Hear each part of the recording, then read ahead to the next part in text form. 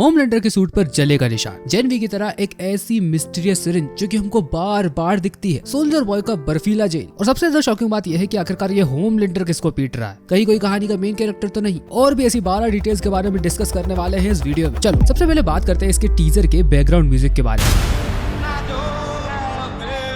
इसको भाई यूं ही नहीं चूज कर लिया गया, ये गाना पहले भी सुपरनैचुरल में यूज हो चुका है, जो कि वही शो है जो कि एरिक क्रिप्के ने ही बनाया था। इसकी देखा जाए तो ऑलमोस्ट सिमिलर कास्टिंग थी, जेंसन एकल्स, जेरेड पेडेलेकी और मीशा कॉलिंस। और मैं आपको बता दूं कि इंटरनल सोर्सेज से ये भी पता चला है कि ये तीनों लोग वापस आ रहे हैं एक सीक्रेट सीन के लिए। इस सॉन्ग के लिरिक्स देखो, I am in fair of my life from long arm of law. ये एक अकेली लाइन बूचर की करंट सिचुएशन को परफेक्टली एक्सप्लेन करती है। वो चंद दिनों का मेहमान है, लेकिन इसके बाद भी अपने आखिरी मिशन को अंजाम देकर जाएगा। एरिक क्रिप्के ने ये सॉन्ग डेलिबरेटली चूज किया है ये सिग्नल देने के लिए कि ये एक farewell, not just for the voice but for all the character जो कि क्रिप्के ने 20 साल में क्रिएट की अक्रॉस डिफरेंट शो। ट्रेलर में दोस्तों हमको एक सीन दिखाई देता है जहाँ पर कि हमको बहुत सारे लोग देखने को मिलते हैं। 4 अमेरिका के फ्लैग लगे हुए हैं और बीच में होमलैंडर की कंपनी वॉट की ब्रांडिंग। ये वही जगह है जहाँ की लीक्स 1 साल पहले हम सब लोगों के सामने आई थी। द वॉइस सीजन 5 में फ्रीडम कैंप एक तरह की जेल है, जहाँ पर कि होमलैंडर के विरुद्ध जाने वाले एंटी हीरोज को पकड़कर एक ही जगह पर रखा जाएगा, जिसमें ह्यूगी, मदर मिल्क, फ्रेंची, इन तीनों को भर के टॉर्चर किया जाएगा। रियल वर्ल्ड में भी दोस्तों कुछ ऐसा ही होता है।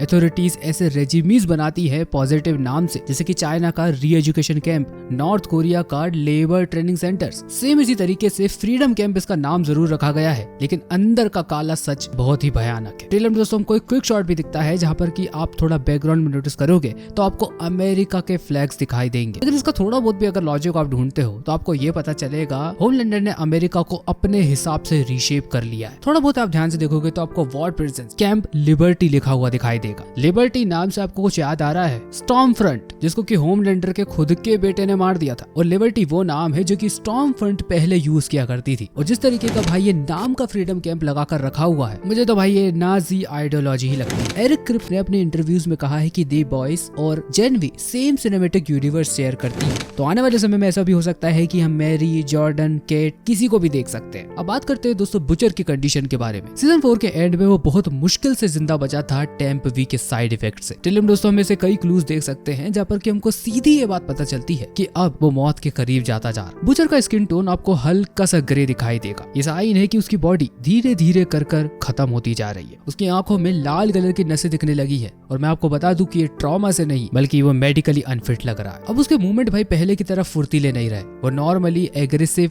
और फास्ट मूव करता था। अब जितना भी टीजर दोस्तों दिखाया गया उस हिसाब से तो मुझे यही लगता है कि वो हर एक स्टेप अब कैलकुलेटेड रखता है। कार्ल उर्बर ने ये इंटरव्यू में कहा है कि बूचर वो सब कुछ करेगा जो कि उसको करने की जरूरत है, भले ही इसके लिए उसे किसी भी हद तक गिरना पड़े। इन सबसे तो भाई मुझे एक ही चीज समझ में आती है कि वो अपने खुद के अंदर सूप वायरस को इंजेक्ट कर लेगा ताकि वो होमलैंडर को खत्म कर सके। उसका एम क्लियर है कि भले ही खुद की जान क्यों ना दांव पर लगानी पड़े, लेकिन होमलैंडर को जरूर मार के जाए। एक सीन में हमको सिस्टर सेज दिखाई देती है और इस पर्टिकुलरली सीन को देखकर मुझे ऐसा लगता है कि फाइनली अब वो वॉट की सीईओ बन चुकी है, होमलैंडर की कठपुतली लेकिन गवर्नमेंट के अंडर। ह्यूगी का भाई इस समय बहुत ज्यादा मजाक उड़ाया जा रहा है क्योंकि इस बार भी ये बंदा खून से भीगा हुआ है। सीजन 1 से अब तक ह्यूगी के मुंह पे ये ब्लड के छींटे पड़ते हुए आए हैं। सीजन 1 में जब एट्रेन तेजी से कहीं जा रहा होता है तो उसकी गर्लफ्रेंड को वो चीरता हुआ निकल जाता है। ट्रांसलूसेंट के एक्सप्लोजन के दौरान भी कुछ ऐसा ही हुआ था और टर्मिनेट के नाम भी कुछ ऐसा ही हुआ था। ये लड़का हर बार किसी न किसी के खून से नहाता ही है। ट्रेलर का दोस्तों सबसे ज्यादा इंटरेस्टिंग पॉइंट ये है कि सोल्जर बॉय वापस आ रहा है। होमलैंडर ने उसको जमा कर रखा हुआ है एज अ ट्रॉफी। ये पैरेलल है कॉमिक्स से जहाँ पर कि विलेंस अपने एनिमीज को प्रिजर्व कर रखते हैं, लेकिन दोस्तों मुझे ऐसा लगता है कि जानबूझकर होमलैंडर सोल्जर बॉय को जमा ही हुआ रखना चाहता है, क्योंकि सोल्जर बॉय ही एक ऐसा कैरेक्टर है जो कि होमलैंडर को मार सकता है या फिर डीपावर कर सकता है। लेकिन मुझे ऐसा लगता है कि फ्यू एपिसोड्स में कुछ ऐसा होने वाला है जहाँ पर कि होमलैंडर के पास कोई ऑप्शन नहीं बचेगा, उसे इस ग्लास को तोड़कर एक टाइम पर बाहर ही निकालना पड़े। टीजर में दोस्तों हमको एक सीन दिखाई देता है जहाँ पर कि हम होमलैंडर की पावर को इंसेनली पावरफुल देखते हैं, एक प्योर बीम ऑफ लाइट की तरह। अब आप लोगों की तरह मुझे भी ये बात समझ में नहीं आई कि आखिरकार ऐसा कैसे हो सकता है, लेकिन मैंने इसी फुटेज को थोड़ा जूम कर देखा तो मुझे एक पीछे छोटी सी सिरिंज पड़ी हुई दिखाई थी। और इस सिरिंज को देखकर मुझे ऐसा लगता है कि ये कोई नया वर्जन ऑफ कंपाउंड भी हो सकता है जो कि होमलैंडर यूज करता है ताकि वो और भी ज्यादा पावरफुल बन सके। और एक चीज भाई मैं ईमानदारी से बताऊं तो सिरिंज यूं ही नहीं पीछे पड़ी हो सकती। और इस सीरीज का रिकॉर्ड है कि कोई भी चीज रेंडमली हमको नहीं बताई जाती। शायद होमलैंडर हो सकता है कि अपनी बढ़ती हुई एज को रोकने के लिए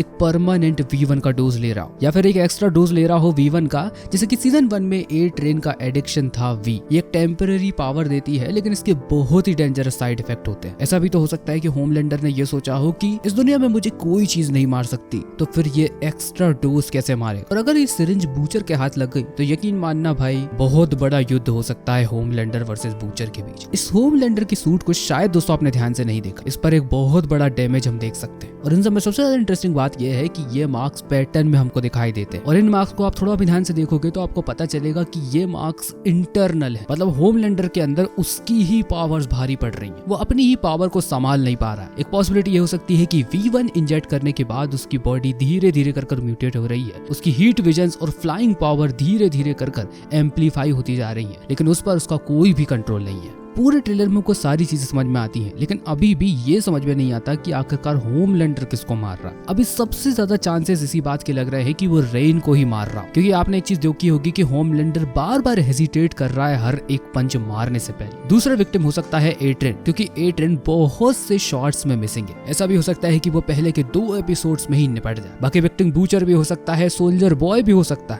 है कि सोल्जर बॉय और होमलैंडर के बीच में कभी ऐसा मोमेंट आया हो जब दोनों के बीच में ईगो की लड़ाई हो गई। होमलैंडर अच्छे तरीके से प्रूफ करता है कि वो अपने बायोलॉजिकल फादर से कहीं ज्यादा स्ट्रॉन्ग है। अब ये तो सीरीज में ही पता चलने वाला है कि आखिरकार कौन बचेगा कौन नहीं। बाकी इस पूरे वीडियो की सबसे गजब की फैन थ्योरी आपको कौन सी लगी, प्लीज जाके नीचे कमेंट बॉक्स में बताइए। और अगर आपने कुछ डिटेल देखी हो जो कि मैंने नहीं देखी हो तो उसी भी नीचे जाके कमेंट बॉक्स में बताइए। अगर आपकी बताई हुई डिटेल वाकई में दमदार निकली तो आपको मिलेगा एक शॉर्ट आउट। नेक्स्ट वीडियो में आप ही की थ्योरी पर बनेगा एक वीडियो। वैसे आपको क्या लगता है कि कौन मरने वाला है सीजन 5 में, इससे भी प्लीज जाके नीचे कमेंट बॉक्स में बताना। बाकी ठीक है यार, वीडियो को लाइक कीजिए, चैनल को सब्सक्राइब कीजिए। मुलाकात होगी दोस्तों आपसे अगले ही एक ऐसे धांसू वीडियो में, तब तक के लिए बाय।